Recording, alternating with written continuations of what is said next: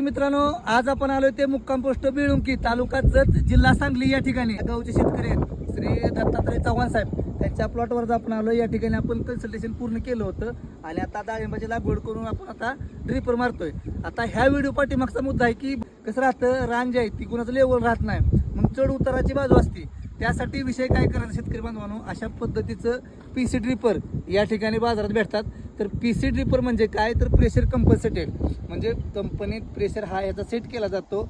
8 लिटरचा हा डिस्चार्ज देणारा ड्रिपर आहे. धरून चाला पाठीमागनं फ्लो तुमचा कमी येत असेल, म्हणजे ड्रिपर वाईज एक 6 लिटरचाच फ्लो तुमचा पाठीमागे येत असेल आणि हा ड्रिपर आहे 8 लिटरचा. पण तो ड्रिपर त्यावेळेस काय करतो, तो समसमान 8 लिटरचा डिस्चार्ज प्रत्येक ठिकाणी पाठवत राहतो.